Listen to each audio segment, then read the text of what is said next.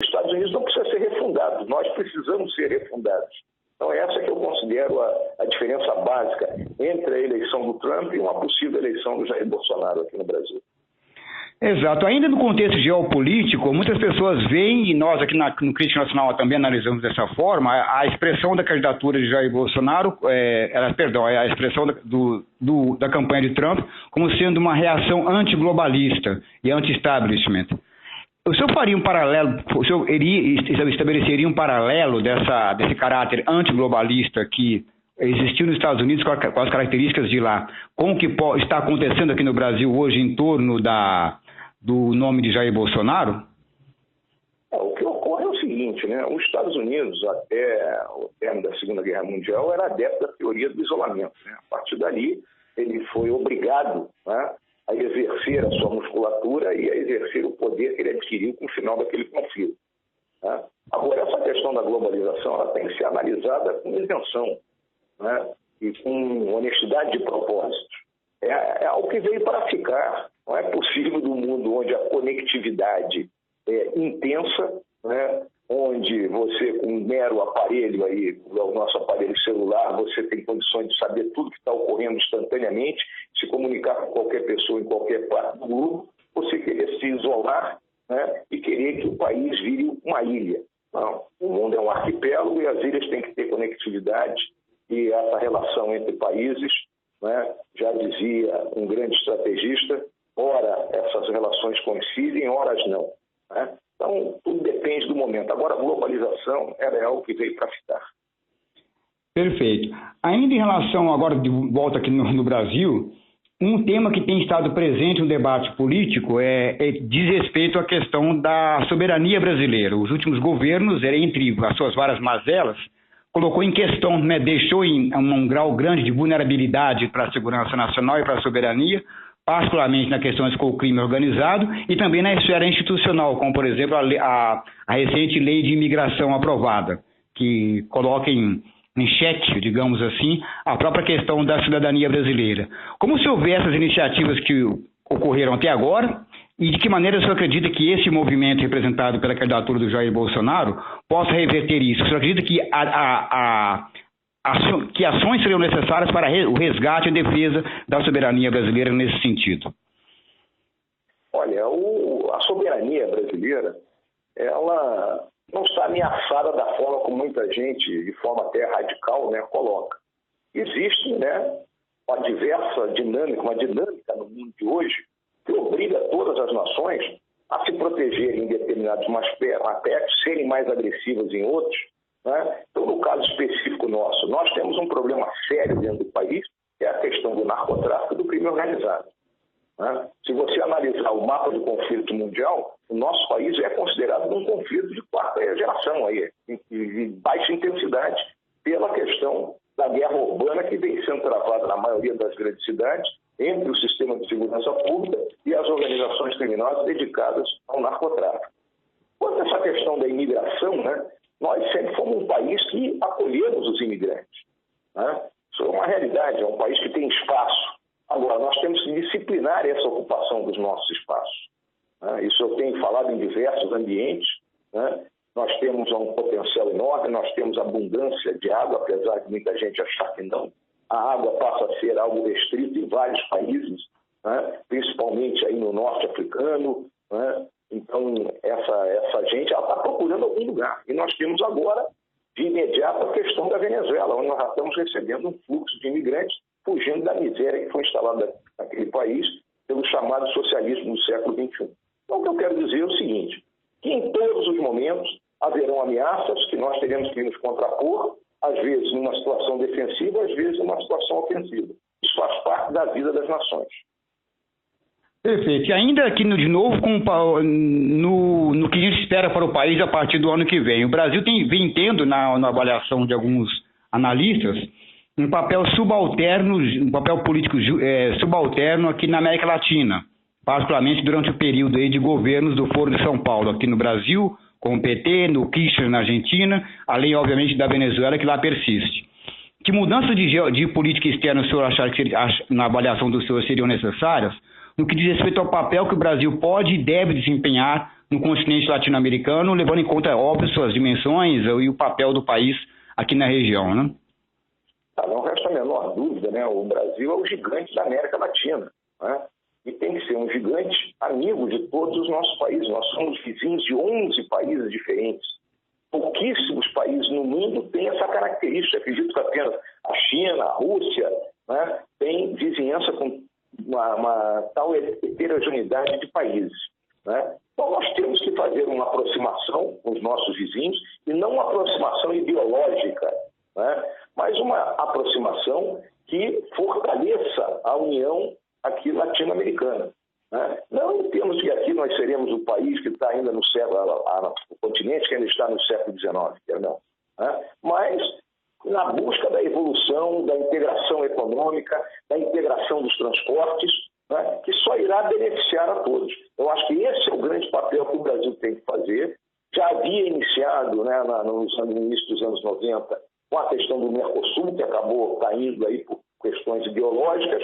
Então está na hora da gente voltar a ter uma articulação aqui na América do Sul de alto nível, e não ficar nesse nível rastaquera da ideologia, do anti-americanismo, né, ainda pensando que somos colônias. Não, somos países independentes e temos que agir como tal. Exato. Venezuela, hoje, na avaliação do senhor, com base, obviamente, no seu background militar, o senhor acredita que ela hoje representa uma ameaça? Que respostas deveria o Brasil dar em termos de soberania e defesa nacional, e pelo papel geopolítico que nós temos, e que respostas que não estão sendo dadas diante do problema tanto geopolítico quanto do problema real humanitário que existe na questão dos refugiados, né? Como é que o senhor avalia isso hoje? A Venezuela se autodestruiu, né, fruto do regime instaurado pelo Hugo Chávez, né, que praticamente colocou abaixo, né, a riqueza de um país. Então, um país que tinha petróleo, que tem fontes de energia diferenciadas e abundantes, que tem terra agriculturável, que tem um litoral rico, né, que tem uma capacidade de explorar um turismo, que tem uma população que não é tão grande para o espaço que ele tem, né, ele se autodestruiu nisso aí. Agora, a Venezuela sempre esteve de costas para o Brasil. Se você analisa aí geopoliticamente, né, analisando aquela linha Rio Orinoco, Canal do Cassiquiare, Rio Negro e Solimões Amazonas, aquilo é uma ilha vazia. A metade norte, aí, a nossa calha norte, a parte sul do Orinoco é muito pouco habitada. Então, a Venezuela ela sempre esteve mais voltada, seja para os Estados Unidos, né, seja para a Colômbia. E não considero hoje ela uma ameaça ao Brasil, ela é uma ameaça a ela mesma, ela vai se desintegrar. E essa desintegração poderá nos obrigar, isso é uma possibilidade que eu considero, que seja instalada uma força de paz dentro do país, né, para assegurar que haja um processo de pacificação, e o Brasil poderá ser obrigado a liderar essa força. Perfeito. Ainda em relação agora ao país hoje, como que o senhor avalia? Claro que existem informações que são de natureza confidencial, evidentemente, mas hoje, uma preocupação que nós temos, de modo geral, a capacidade de defesa do Brasil hoje, depois de 13 anos de governo comunista, dos petistas, depois de um período aí de mudanças feita anteriormente pelos governos tucanos na questão das Forças Armadas, hoje, como que está o país hoje em termos da sua capacidade de defesa?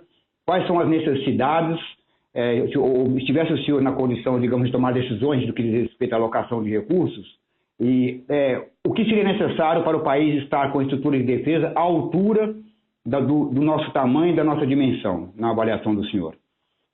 Na realidade, as nossas Forças Armadas não receberam, ao longo aí dos últimos 30 anos, os investimentos necessários para que elas estivessem realmente, né, capacitadas a exercer em toda a plenitude a política internacional, né, a política externa que o governo brasileiro, de momento, quisesse executar. Mas também não estamos naquele estado de penúria que muitas vezes é citado. Então, nós temos uma capacidade razoável de defesa, obviamente.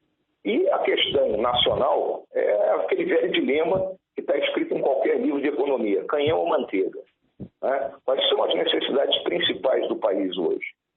Virarmos uma Coreia do Norte, temos uma força armada extraordinária e ter o povo passando fome, ou conseguimos equacionar as questões sociais e, a partir daí, ter a força armada progredindo? Então, isso é um dilema. né? Não resta a menor dúvida. Então, o investimento nas Forças Armadas ele tem que ser proporcional à capacidade que a nação tem. E compete às próprias Forças Armadas fazerem o seu estudo de situação, a sua seleção de frente e investir de forma organizada, dinâmica e ponderada naqueles setores realmente importantes, esses recursos que a nação tem condições de nos dar. Perfeito. Para ir finalizando, senhor general, a questão de novo eleitoral. O senhor disse, então, foi muito enfático ao dizer que a sua eventual candidatura estaria alinhada com o projeto representado por Jair Bolsonaro. O que nós temos hoje em mãos concretos para esperar numa eventual decisão nesse sentido, no que diz respeito à sua ida como possível candidato a vice-presidente na chapa com Jair Bolsonaro? E também um tópico que é uma preocupação nossa, a questão da lisura do processo eleitoral. Como o senhor avalia as ações recentes do TSE e do próprio STF na questão do voto impresso, as declarações recentes do ministro Fux quanto a alegar, no meu entender, sem base legal alguma, a possibilidade de cancelar candidaturas ou eleição por conta do que eles chamam de fake news?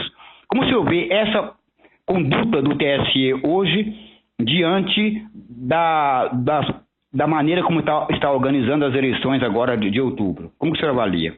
Então, na verdade, são duas perguntas em uma. Então, nós temos um processo eleitoral complicado pela frente, né?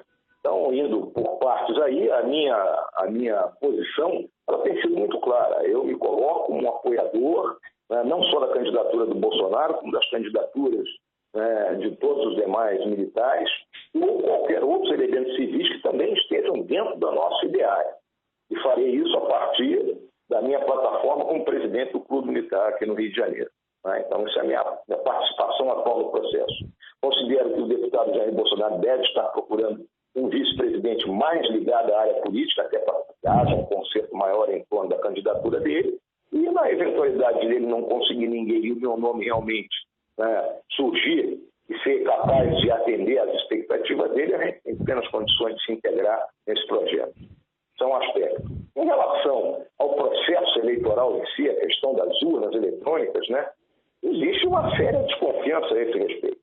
O que eu sei, que ainda não tenho todos os dados, é que houve um convênio entre o Tribunal Superior Eleitoral, o Departamento de Ciência e Tecnologia do Exército, no sentido de que se seja feita auditoria, estudo e todas as coisas necessárias para garantir que a urna esteja funcionando dentro da lisura, né?